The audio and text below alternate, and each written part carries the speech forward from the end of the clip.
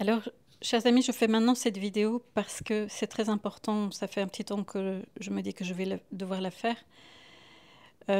Certaines personnes nous taxent de sédévacantistes parce qu'on dit que Benoît XVI est le dernier vrai pape.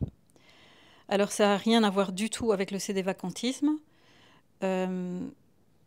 C'est que canoniquement, Benoît XVI n'a pas démissionné. On a les preuves objectives. Donc, le conclave est illégitime et ça existe en droit canon. Il y a eu 40 antipapes et ça n'a rien à voir avec le sédévacantisme. Apparemment, il y a plusieurs positions différentes de sédévacantisme. Et c'est une sorte d'idéologie qui dit que depuis le Concile Vatican II, il n'y a plus de vrai pape. Mais ça n'a rien à voir avec le droit canon et c'est tout à fait erroné comme vision. Tandis que nous nous appuyons sur le droit canon et Sainte Hildegarde, je le rappelle, a connu un antipape de son temps, Sainte Catherine de Sienne également, et elles ont dénoncé l'antipape. Et donc de dénoncer un antipape comme étant illégitime n'est pas du sédévacantisme. De l'expression latine sede vacante signifie siège vacant. L'expression est utilisée entre la mort ou la renonciation d'un pape et l'élection de son successeur. Donc il y a toujours une période de siège vacant. Si un pape est mort, jusqu'à l'élection de son successeur, il y a une période de siège vacant. Alors le sédévacantisme, c'est une position religieuse défendue par une minorité de catholiques du courant traditionnaliste, se regroupant dans de multiples chapelles. Elle affirme que depuis 1958, mort de Pie XII, ou d'autres personnes depuis 1963, mort de Jean XXIII, ou encore après la déclaration d'Initatis Humanae en 1965 de Paul VI, le siège du pape est vacant. Donc il y a certains qui disent que le siège est vacant depuis 58, d'autres depuis 63, d'autres depuis 65. Enfin, toutes ces positions-là le font parce qu'ils disent en fait qu'il y a eu des hérésies. D'abord, il n'y a pas eu d'hérésie. C'est doublement faux. Il n'y a pas eu d'hérésie ni par Jean XXIII, ni par Paul VI, ni par Jean-Paul II, ni par Benoît XVI. Ils ne sont pas hérétiques. Et deuxièmement, même s'il l'avait été, on ne peut pas dire que le siège est vacant.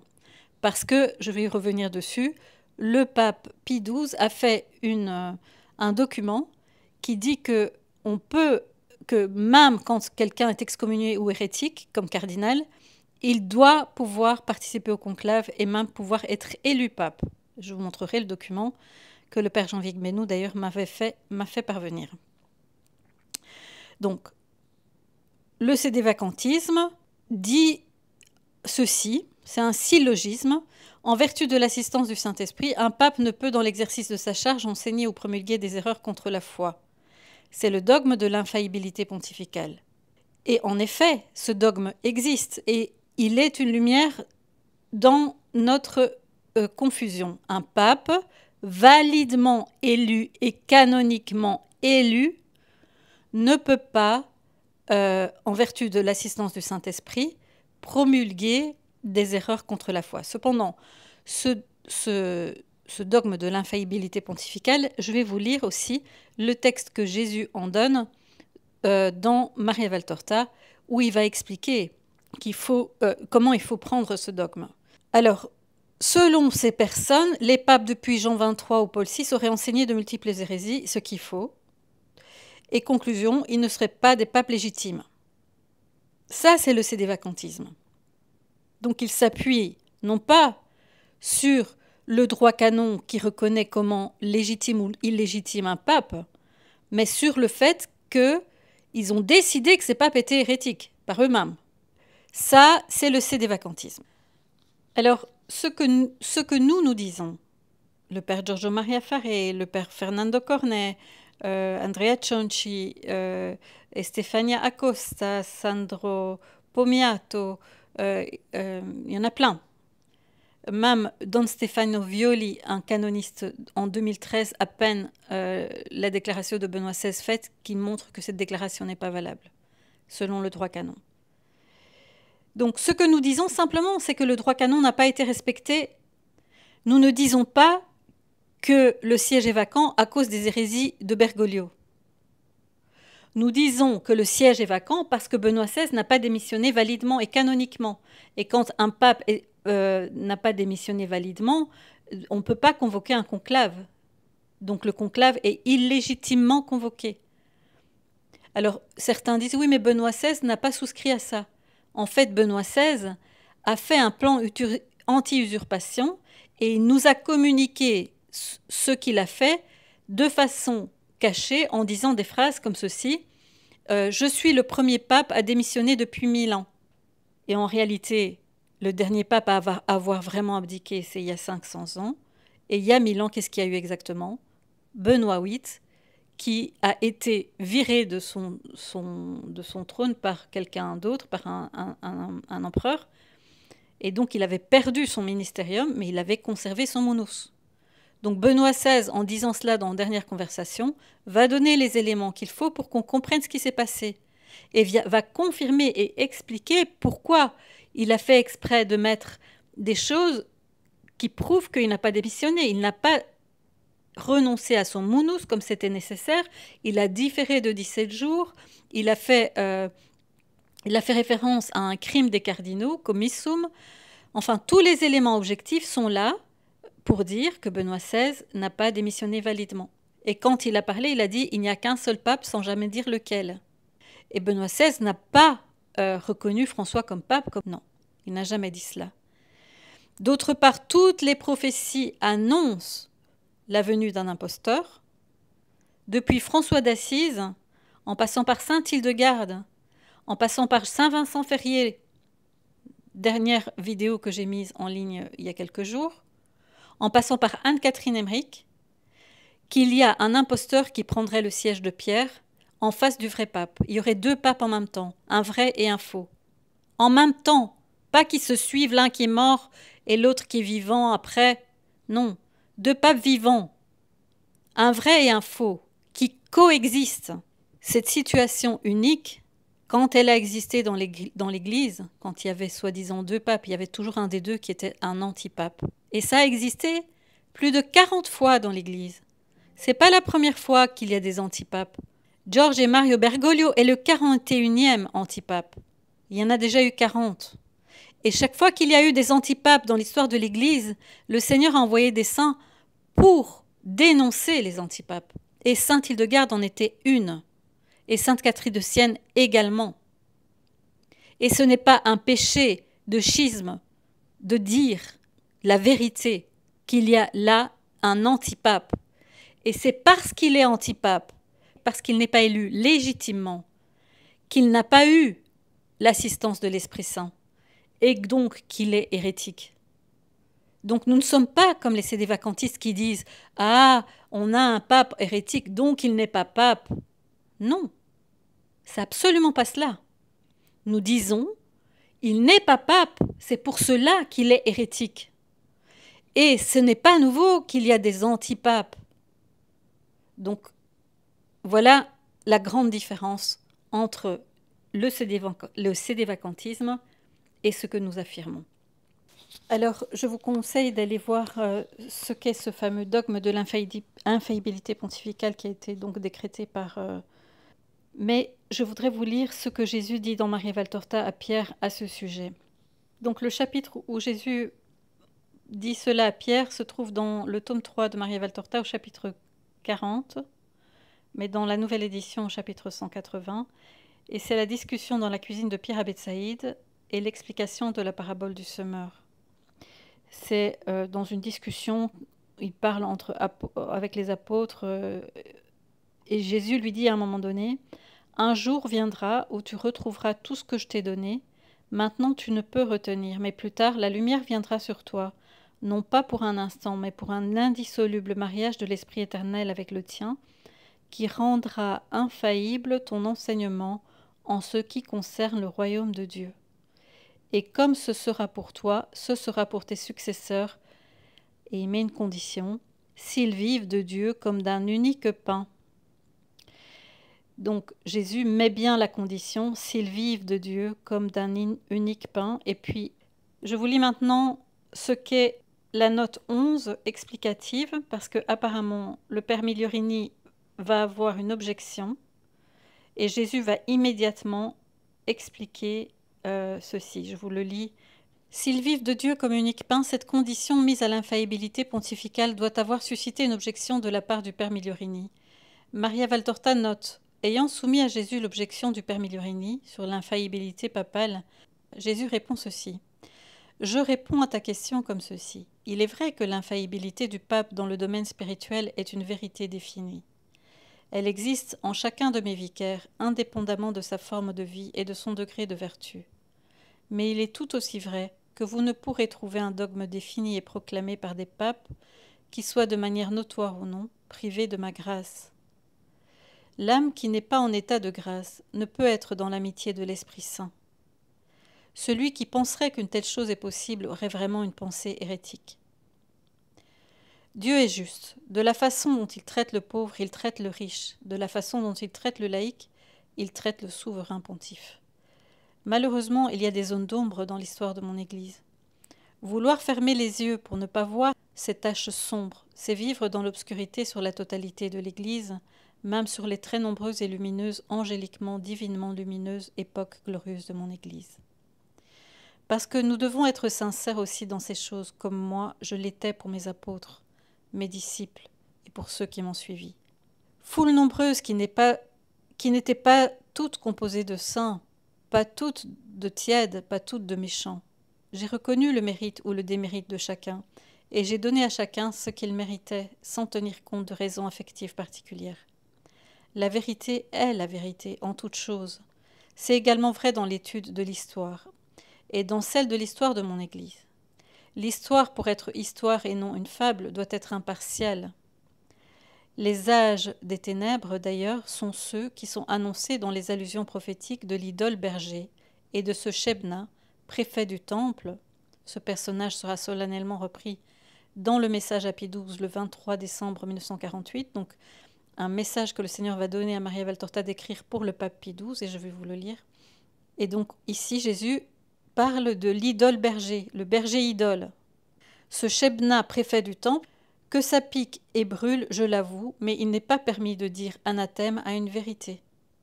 Appuyez-vous donc sur cette certitude. Les dogmes sont vrais, et l'infaillibilité existe parce que je n'accorde pas de dogme à ceux qui ne le méritent pas.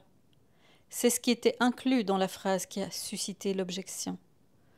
Tu es satisfaite? Eh bien, va en paix, je t'ai donné cette précision immédiatement, car je suis l'auteur de ces mots, et donc je les connais et je m'en souviens, même si la dictée n'est pas présente. Donc ce petit rajout a été donné par Jésus le 30 juin 1945 à 8 heures du matin. Je vais maintenant aller sur ce message donné à Pie XII le 23 décembre 1948. C'est le Père éternel qui donne un message pour le pape Pie XII. Le Père dit « Invoque mon esprit et lis ce qui peut t'éclairer, lis les paroles de ceux qui ont vu un temps, un autre temps, et un autre encore, le temps qui leur est proche, le temps de la présence de mon Verbe parmi les hommes et votre temps, l'actuel. Lis et vois. L'enfer progresse, et on ne trouve plus dans l'Église de mon Christ cette sainteté qui inciterait le Dieu des victoires à envoyer ses anges abattre les démons. L'Église de mon Christ a mal interprété la parole de son divin fondateur, de sorte qu'elle se croit si forte et si invulnérable que la majorité de ses membres, et même les meilleurs, n'ont plus veillé à pratiquer ces actions qui la mettaient dans l'amitié de Dieu. Elle se surestime, elle se croit supérieure à tout et à tous, et elle se dit « je suis bien établie et rien ne prévaudra sur moi ». Non, apprenez à comprendre les paroles de Dieu. Ne retombez pas dans les erreurs voulues par les scribes d'autrefois. Ils ont eu la prétention d'interpréter les prophéties et les promesses de Dieu de la manière qui allait dans le sens de leur stupide orgueil de peuple élu, qui se croyaient bien établis dans cette élection jusqu'à la fin des temps, quelle que soit leur manière de vivre. Cette erreur a causé sa déchéance et l'a conduit à l'extermination, à la dispersion et à la persécution. Et voici 20 siècles qu'il expie l'erreur qu'il a lui-même voulu faire.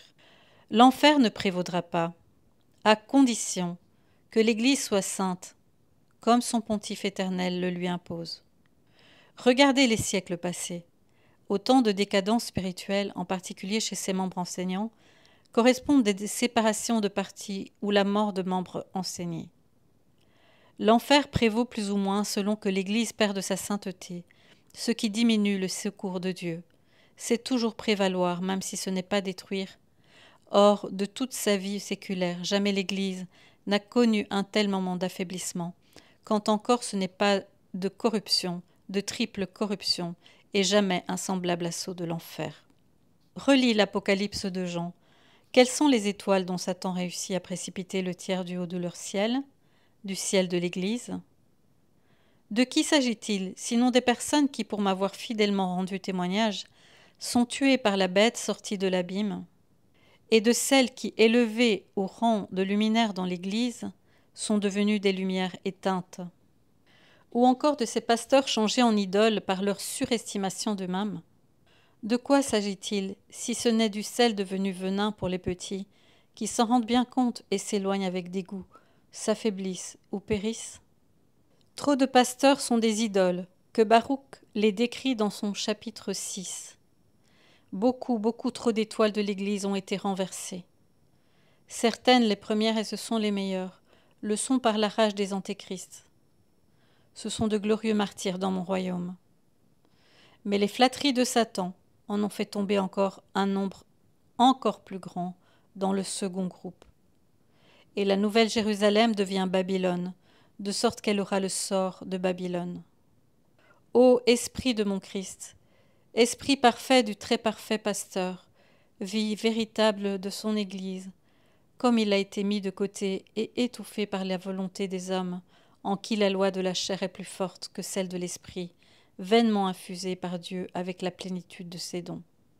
Prends et lis, en invoquant mon esprit, relis les prophètes et relis les chapitres 8, 9 et 16 d'Ézéchiel, ainsi qu'Isaïe 19. Qui ne sait plus être Jérusalem, Église, sainteté, devient Égypte. Lis, relis et médite le chapitre 22 d'Isaïe. Trop de Shebna sont d'indignes préfets du temple. Cela empêche Dieu d'y demeurer avec son esprit en y mettant, par sa présence, le bouclier indestructible, la cuirasse intouchable, la défense qui ne s'écroule pas. Au contraire, Dieu permettra au mal de progresser et de purifier par ses flèches cruelles ceux qui se croient des dieux et adorent leur propre puissance, leur intelligence et leur jugement. Ô malheureux! Que sont-ils sans moi? Comment peuvent-ils juger moi et ma volonté parfaite, s'ils ne savent pas se juger eux-mêmes, se repentir et renaître dans l'Esprit de Dieu? Lis, relis, médite, crains et pleure. Le temps de Shebna menace. Une grande partie de l'Église y est déjà engagée, lancée comme une balle au milieu des foules déchaînées. Voici des années que j'ai déjà dit cela au porte-parole, parle de Maria Valtorta, afin que cela te soit rapporté. Mais cette fois, c'est à toi directement que je m'adresse, toi le vicaire de mon Christ et mon serviteur. Oui, parce que je suis Dieu, et nul n'est plus grand que moi. Par rapport à moi, le Seigneur, tous sont de simples serviteurs, un rien devant le tout divin que je suis. Toi au moins, évite d'être comme beaucoup, comme trop de personnes. Garde ta volonté à l'écart de la leur pour ne pas devenir leur complice. Tu es toi, mon serviteur, et eux sont les tiens. Tu es leur chef suprême. Ta parole lit et délie, elle n'est inférieure qu'à la mienne. Comme tu me sers en toute sainteté et amour, ma parole s'unit à la tienne afin que ce soit Dieu qui s'exprime par ta bouche de souverain pontife. Tu as dans les mains les verges et dans ton esprit la sagesse. Je te les ai moi-même données lorsque je t'ai élu.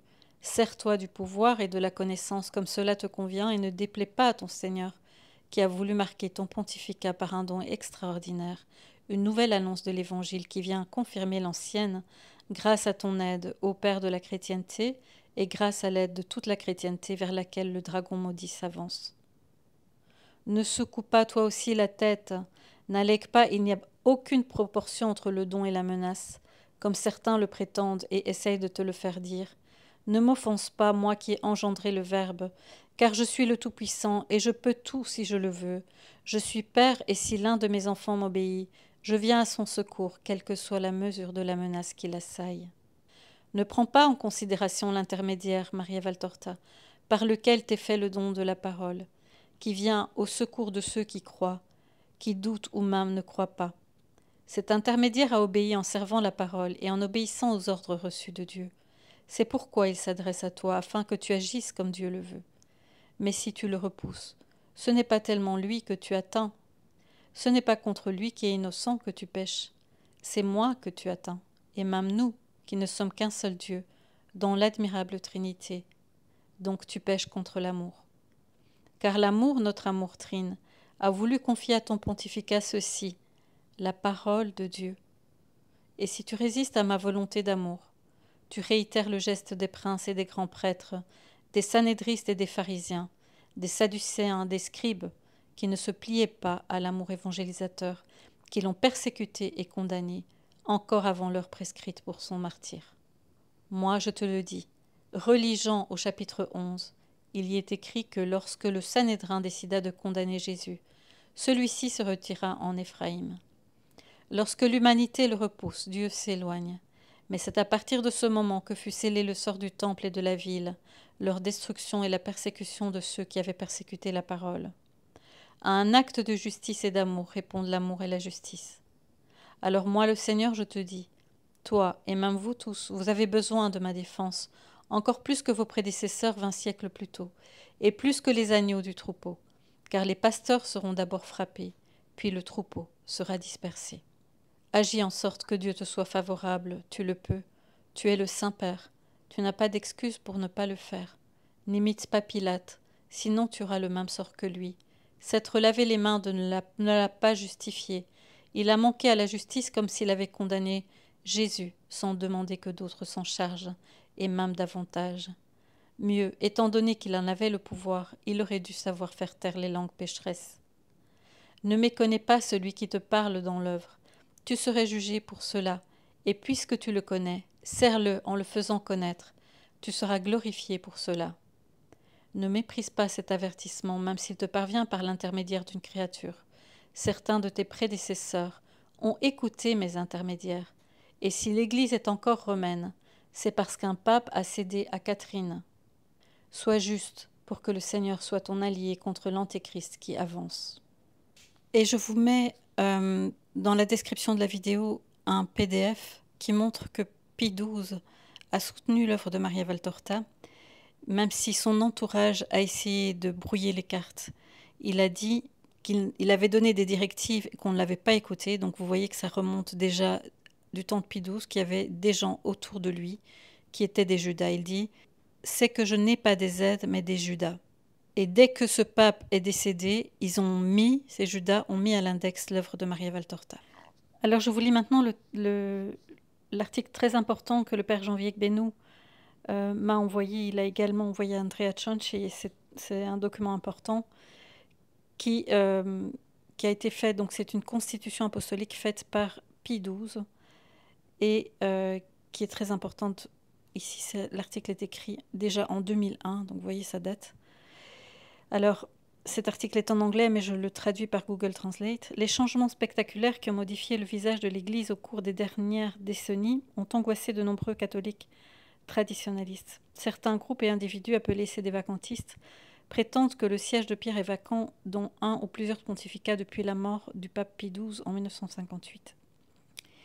Sur la base de la même prémisse, des papes tels que Grégoire XVII en Espagne et Pie XIII aux États-Unis se sont constitués avec de petits groupes de fidèles. Mais un tel rejet de l'autorité des pontifes récents n'a aucun fondement dans la doctrine et le droit traditionnel de l'Église, même dans l'hypothèse très improbable qu'un ou plusieurs de ces hommes soient tombés dans l'hérésie au sens strict et canonique du terme, ce qui n'a pas été le cas. Donc il n'y a pas eu de pape hérétique canoniquement élu, dans le sens strict et canonique du terme. Alors, le prêtre dit « Je sais bien que saint Robert Bellarmin et d'autres théologiens de renom ont soutenu qu'un pape peut cesser d'être pape s'il tombe dans l'hérésie, mais ce n'est pas une doctrine à laquelle tous les catholiques sont obligés de donner leur assentiment, c'est une opinion théologique discutable avec laquelle nous sommes libres d'être d'accord ou non. Je n'ai pas accès actuellement à toute la législation canonique pertinente en vigueur, il y a 4 siècles à l'époque de Bellarmine, mais pour les besoins actuels, cela n'a pas d'importance. Je vais montrer que le Code de droit canonique de 1917 ainsi que la législation traditionnelle des conclaves pontificaux ne laissent aucune place à l'idée selon laquelle la commission, le fait de faire une hérésie ou d'une apostasie empêcherait un homme d'accéder ou de conserver validement la fonction papale. Cela est également vrai du Code de 1983 et de la législation actuelle des conclaves pontificaux, mais comme la validité et le caractère contraignant de ces documents ne sont pas acceptés par les sédévacantistes, il ne va pas faire appel alors à l'autorité de 1983, mais il va remonter au Code de droit canonique plus haut, et voilà ce qu'il dit. En vertu du droit canon du XXe siècle que l'on trouve dans les codes de 1917 et de 1983, un pape qui remplit les conditions canoniques de l'hérésie, c'est-à-dire qui doute ou nie obstinément une ou plusieurs vérités auxquelles il faut croire avec la foi divine et catholique, n'aurait pas le droit moral devant Dieu d'être pape. Par conséquent, son maintien en fonction serait illicite. Néanmoins, s'il refusait de démissionner, il serait vraiment pape dans le sens où ses actes de gouvernement pontifical seraient toujours valables devant Dieu et l'Église. Il va sans dire que la providence divine ne lui permettrait jamais de définir son hérésie ex cathedra. Le dogme de l'infaillibilité papale nous assure que cela ne peut jamais se produire. Alors, vous avez entendu ce que Jésus a dit auparavant à Maria Valtorta, à condition qu'on reste lié à Dieu. Il est ici fondamental de bien comprendre la différence entre licéité et validité. Et vous voyez, c'est le même terme que ceux qu'on a employés quand on a discuté la licéité et la validité du sacrement de l'Eucharistie. Une action licite est une action accomplie conformément à la loi. La loi en question peut être une loi naturelle, une loi révélée par Dieu, comme l'obligation de recevoir le baptême, ou une législation humaine, civile ou ecclésiastique, qui est en accord avec la loi de Dieu, et il s'ensuit qu'une action illicite est objectivement immorale dans la mesure où elle viole une loi juste. Par contre, une action valide, en revanche, est une action qui produit les effets spirituels ou juridiques qu'elle vise à produire, mais une action valide peut être licite ou illicite, moralement bonne ou moralement mauvaise. Par exemple, un évêque qui accomplit une consécration épiscopale sans mandat pontifical agit de manière illicite mais valide. Il viole une loi juste, mais l'homme qui l'ordonne reçoit les pouvoirs sacramentels d'un évêque afin qu'il puisse à son tour ordonner de vrais prêtres capables d'offrir le saint sacrifice de la messe. Un prêtre qui célèbre la messe en état de péché mortel ou sans porter les vêtements appropriés agit de manière illicite. Mais à supposer qu'il n'y ait pas d'autre défaut dans la manière dont il célèbre la messe, celle-ci reste valide. Le pain et le vin qu'il consacre deviennent vraiment le corps et le sang du Christ. Dans le domaine juridique, le même principe s'applique. Par exemple, un évêque qui nomme un certain prêtre comme curé de paroisse, sachant que cet homme est moralement ou psychologiquement inapte à cette tâche, agit de manière illicite, car la nomination viole le droit canonique. Mais la nomination reste valide. En d'autres termes, ce prêtre est le curé légitime de la paroisse, de sorte que, par exemple, les mariages auxquels il est témoin seront de véritables mariages. Les paroissiens sont obligés d'accepter et d'obéir à ces décisions justes aussi longtemps que l'évêque le maintient en fonction. Revenons maintenant à la question de savoir qui peut occuper la chaire de Pierre. Certains sédévacantistes prétendent que l'élection du cardinal Angelo Roncalli en 1958 comme pape Jean XXIII était invalide parce qu'il était tombé dans l'hérésie et était devenu secrètement franc-maçon alors qu'il était nonce apostolique à Paris, se plaçant ainsi hors de l'Église. Entre parenthèses, c'est que les francs-maçons qui ont dit cela de Jean XXIII et on n'a aucune autre source qu'eux. Moi, je n'y crois absolument pas à ce genre d'informations parce que c'est pour détruire... le Seigneur donne à Don Ottavio Michelini, dans le livre Confidence de Jésus à ses prêtres, il donne à parler aux différents papes, à Jean XXIII, à Paul VI, et ils sont au ciel. Alors, si l'élection de Roncalli était invalide, aucun des occupants ultérieurs du palais apostolique du Vatican n'aurait été un véritable pape. Les cardinaux nommés par le nom pape, Roncalli auraient alors en réalité été des non-cardinaux incapables d'élire validement le prochain pape. L'élection de Montini comme Paul VI aurait été également invalide, de même que ses successeurs jusqu'à présent. Je n'essaierai pas ici d'enquêter et d'évaluer ces accusations, car même si elles étaient fondées, les excommunications qui en résulteraient, aussi surprenantes que cela puisse paraître, n'auraient pas empêché le cardinal Roncalli d'être valablement élu pape. À cela ressort clairement du droit ecclésiastique spécial régissant les conclaves. À l'époque, la législation pertinente était celle prévue par la Constitution apostolique Vacantis Apostoliae Sedis du pape Pie XII, donc de 1945. Ce document contient une disposition spéciale surprenante à première vue qui a en fait été incluse dans la quasi-totalité des autres lois pontificales relatives au conclave depuis le XIVe siècle. L'acte législatif le plus récent sur ce sujet, c'est la Constitution apostolique Universi Dominici Gregis de Jean-Paul II en 1996, et elle redit la même chose, c'est que la loi pertinente par Pie XII est la suivante: aucun cardinal ne pourra, sous quelque prétexte ou raison que ce soit, être exclu de l'élection active et passive du souverain pontife, ni sous aucun prétexte, ni sous aucun motif d'excommunication, de suspension ou d'interdit, ni sous aucun autre empêchement ecclésiastique. Nous suspendons par la présente ces censures uniquement pour les besoins de la dite élection. En d'autres temps, elles resteront en vigueur. Actif dans ce contexte signifie qu'un tel cardinal peut voter lors de l'élection, tandis que passif signifie qu'il peut lui-même être élu. Il peut paraître incroyable que le droit traditionnel de l'Église permette entre autres l'élection d'hérétiques, d'apostats et de francs-maçons au siège de Pierre. Ces ennemis de l'Église ne devraient-ils pas être les premiers à être exclus de la participation à quelque chose d'aussi sacré? À première vue, cela semble être bien vrai, mais un instant de réflexion montre qu'une telle législation est nécessaire précisément pour protéger la papauté du désastre qui, selon les sédévacantistes, lui est en fait arrivé, une Église sans chef visible et donc sans unité visible, une Église dont les structures sont dans un chaos total. Il faut se rappeler que certaines infractions passibles d'une peine d'excommunication l'été sentenciée comme l'hérésie peuvent être commises dans le plus grand secret sans que le public en ait connaissance.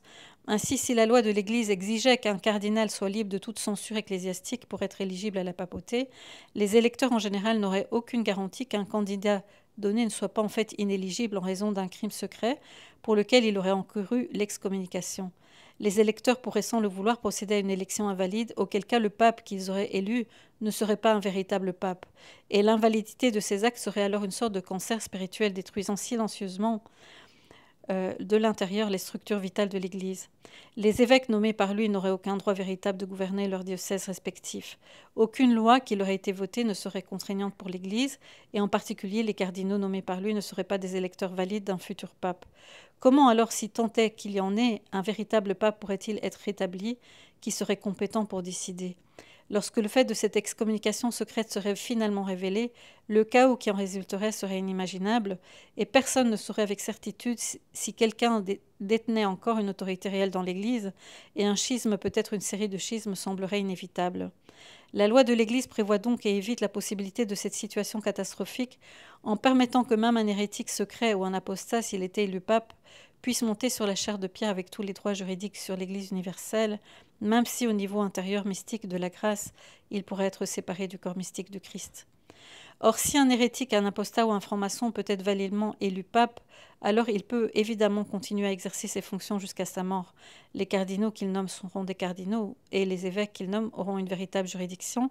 Les saints qu'il canonisera auront la garantie d'être au ciel, et la législation par laquelle il nous lie devrait être respectée dans la mesure où elle ne nous ordonne pas de pécher ou de faire quelque chose de manifestement opposé au bien commun de l'Église.